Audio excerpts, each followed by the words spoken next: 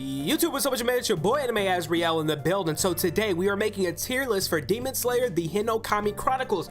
Before we get into this tier list, I do want to say a couple things. This is coming from the perspective of more of a casual player. This is all coming from like my ranked play experience and matchups and stuff like that. I have never played in any high competitive level tournaments. I would like to one day, but I don't think I'm at that level just yet. I've kind of peeked in and I've been watching a lot. So for the higher tier competitive characters, I'm kind of basing my opinions off of what I've seen with who's being played and who's winning with those characters. So without further ado, let's go ahead and get into it. Play my intro, man. Can you hear the silence?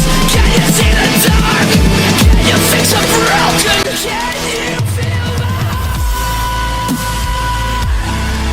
Alright, man. Oh yeah, by the way, the Akaza video in this series of becoming the best ranked Akaza, that is coming tomorrow. So stay tuned for that video, turn on the notifications, subscribe, let's get it, road to 1,000. So for our first character on the tier list, without a shadow of a doubt, I think it's Yushiro and Tamio. I think Yushiro and Tamio characters are actually really fine. I think a lot of problems for some of the lower tier characters is they feel a little janky, their assist doesn't work very well, the tracking is terrible, sometimes their combos dropped or skills just need a little bit of retweaking and retouching. Here, I think that they were programmed pretty fine. I think the big consistent thing with them and what everyone will tell you is that their damage is not right. It just feels so lackluster. You have to spend all of your meter just to get some damage that other slayers and other demons can do in like a total of 6-7 buttons, and you gotta press goddamn 20-10 buttons, you know what I'm saying, just to kind of compromise. So Lady Tamio and Yushiro, you're definitely put out as an advantage for saying that, but if you're fans of the characters, don't feel too bad. Use that as bragging rights, you know what I'm saying? Don't feel too bad if I put your character down on the lower end. And like I said, this is more of rank play. I'm sure there's some Lady Tamio and Yushiro competitive player out there who's super nice and who can raise the ceiling for them, you know, right now or somewhere along the line in the future. So but for now, I would like to see them get a buff. I think that they really need one. And let's get into the next character, man. So for my C tier, I have Lady Shinobu. Shinobu just feels super mediocre, I'm not going to lie to you. She takes more damage than any other character, which, you know, when you really play with her and you really put some time into her, you can really feel the effects of that just watching your health bar drain, and you really can't do nothing about it. And I think one of the biggest killers for her is she has the build of a glass cannon. She takes more damage than anyone else, so she should do near the top towards damage, which you'd be wrong again. For some reason, Shinobu does some of the lowest damage in the game. I think I have an idea for a buff that they could do for her. If you don't want to tweak the damage, that's fine, because in the show, Shinobu is one of the weakest slayers there. She doesn't even have the strength to cut people's heads off, so she uses poison damage. So I think what you could do is just increase the amount of damage that poison does over time, and then give her second skill, which is, you know, the super fast peck one, you know, the one that goes boop, boop, boop, boop, boop, and she, you know, kind of stabs you like a million times. Make that skill do poison damage. I think she needs more skills that do poison damage, so you can keep racking on that poison damage, play defensively, and kind of let them be killed over time. And one element I think that they could also put onto her is let her heal a tiny bit of health for the poison damage she does. She has a very low health pool, so she could use some healing to compensate. I think that would make her one of the most unique characters to play in the game. It might sound a little overpowered. You'd of course need to make sure it's all, you know, tweaked right so it's not broken, but honestly, I think that would make a super cool concept. And I think more characters in this game should be more unique, you know, have a certain niche playstyle, and a defensive, healing, poison over damage vampire kind of character like Shinobu, that would be hella fire. So I definitely would like to see them implement something like that.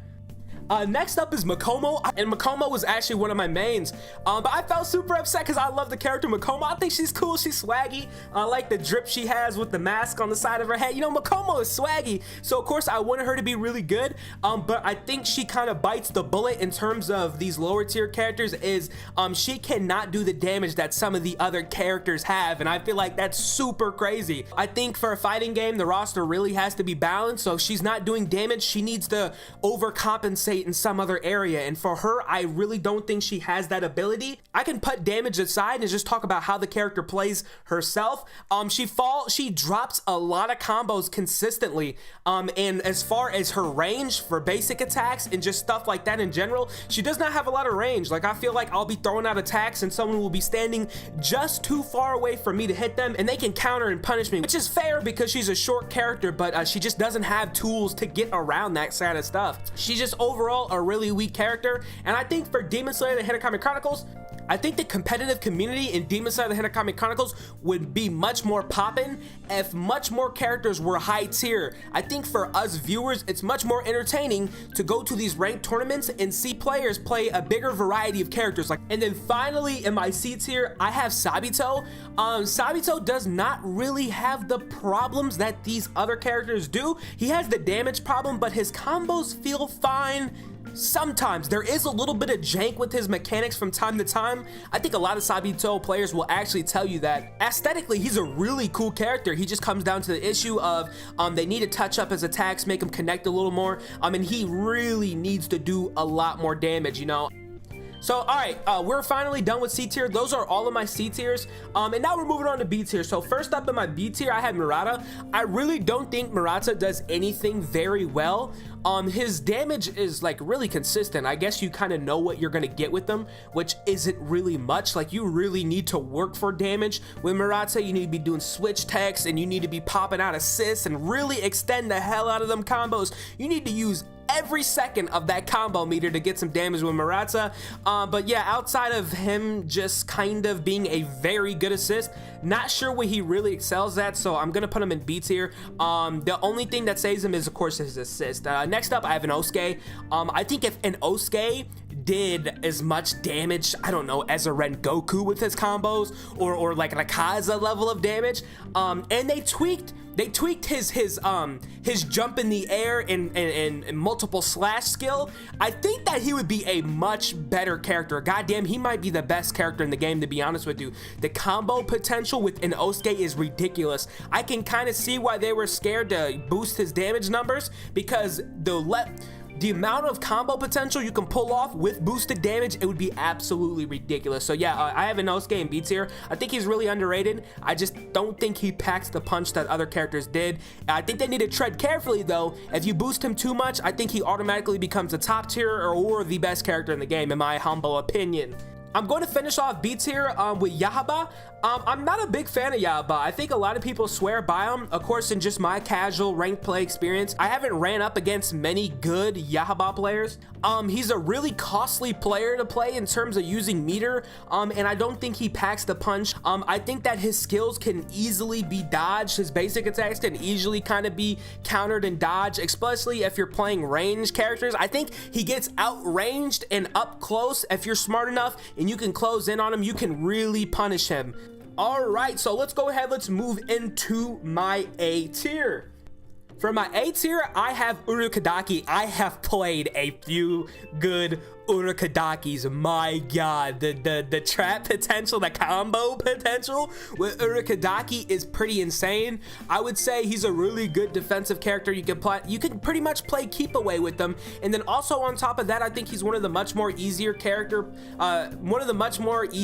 to play. I think the problem with Urukadaki is, you know, he's kind of the weird, creepy old man, and I don't think a lot of people really give him a chance. I think in terms of the characters I've seen online, he might be the most least picked character that I think I've seen on ranked. Like, I've seen more Mokomos and more Sabitos than I've seen Urukadakis, which is pretty freaking crazy. I think a lot of people should look more into him if you're looking for a new character to pick up. Urukadaki's super awesome. I think you could get some very, very good results out of him if you want to take him on the rank. So yeah, we have my guy Urukadaki. Let's go on to the next one. Next up in our A tier, we have Rui, and my god, I hate playing Rui players. Rui is a keep away demon. Of course, you do have to expend a bit of your resources using your meter, but I think it's all worth it just because of the fact that you cannot close into him unless this character is making mistakes. A really good Rui player is gonna keep your ass at bay unless you're playing a hard counter character. I think if you guys are looking for a demon to pick up that doesn't get picked as much, I would explore a little bit of Rui. I think Rui has some competitive potential that I don't think has been explored yet. So hey, maybe I'm wrong. I haven't seen too much Rui players play competitively from the small time that I've been watching, but yeah, I would definitely look more into Rui because I think he's a pretty cool character and he's a pretty strong character, I'd say. I think I'm gonna kind of speed through this one, but for my final two picks in A tier, I'm going to put Rengoku and Water Tanjiro. Okay, Water Tanjiro, super basic. He's the Ryu, he's the, you know, he's the Mario. He's like just a basic fighting character, super easy to play. You don't really have to do too much with him to get too much damage out. He's super consistent. You know what you're going to get out of him. You can do some super nasty stuff with Water Tanjiro. I think he's really good. And then for my final selection in A tier, like I said, I have Rengoku. Rengoku is a fucking powerhouse. Rengoku does damage. The thing with Rengoku though is his skills have a lot of lag time and he can be easily punished. But I think if you know what you're doing, you're going to be okay playing Rengoku. And god damn, the coolest character in the game. Come on now, bro. There's something about a swordsman using fire that makes them an elite anime character. Rengoku is the literal GOAT of Demon Slayer. I said it. You can fight me, okay? Okay, other than maybe Mommy Shinobu, you know what I'm saying? Because, hey, I need me some of that Shinobussy, you know what I'm saying? Shinobu is, hey, man, Shinobu can hit me with that poison, I don't care. But, you know, I'm down terrible, so let's just finish up. Let's just get into the S tiers, okay? I have Hinokami Tanjiro in S tier. My God, you could do some nasty shit with Hinokami Tanjiro, god damn it. I remember playing this one Hinokami Tanjiro. This nigga reset me every time. I think he's such a versatile character. His grab is ridiculous. In terms of what he can do with TOD combos, you don't have to work hard for a TOD with them. His combo potential is insane. The damage is insane. I think I'm repeating myself, but just a very good character. And competitively, I've seen a few Hinokami Tanjiros do some nutty shit. So yeah, I definitely have Hinokami Tanjiro. I think he deserves a spot in S tier. Next up, I have Giyu. Giyu is a defensive god. I think the entire character kind of resolves down to Dead Calm. You get your Dead Calm popping off, which I think Dead Calm honestly needs a nerf. I think that the time length that Dead Calm stays active is a little too much now, because the reward for landing it is ridiculous. It's a free blue combo. You can really throw your assist in there, extend it, and get some really good damage with Giyu. Kind of reset, try and get some of your meter back and repeat the process. I think once you got this whole formula going down with Giyu, it's really simple. Might be really easy to counter, but just sort of this play style gives you a lot of reward in terms of damage. So yeah, I think Giyu is definitely S tier in my opinion. I think he's a really good character. Next up, we got Susamami. She is a ridiculous range type, and I think she also has potential up close. She's not bad up close. The thing I always thought about Susamaru when they were putting her in the game, I was like, okay, she gonna be a range character, so up close, she's gonna be garbage. No, she's actually okay up close. She can defend herself up close. She's not just a sitting duck if someone closes you in. But of course, you're gonna wanna stay back. You're gonna wanna spam your little ball throws. I think the biggest tool she has is she's able to throw her dodge throw. She's able to do the dodge throw where she leaps to a side, throws one, leaps to another side, throws one, and it kind of keeps them off of your tail from closing in on a flank and, you know, rushing you down. So yeah, overall, super good character to play. Shout out to Big Daddy Susamami. We rockin' with her. Next up, we got Zenitsu in our S tier. Zenitsu is super nasty. I think a lot of people had Zenitsu on the lower end of the tier list, but as time went by, I think people have kind of realized a lot more about the character, how he plays and stuff like that. I think on terms of like difficulty to play, I think you have to do a lot more with Zenitsu, but the damage you get out of it is fucking ridiculous. I think on terms of meter, he's definitely costly, but it's worth it, you know what I'm saying? So I think that a lot of the lower tier characters, it's okay if they have to use meter to get their damage in. I think the problem is they're just not doing the damage that characters like Zenitsu, Rengoku, and Nezuko all do. So I'd like to kind of see that stuff changed. We already mentioned her. Next up in the S tier, of course, is Nezuko. The best of the Slayers, in my opinion. The kind of stuff she can pull off is absolutely fucking nutty. No more needs to be said about that. Next up, I think, is Enmu, okay?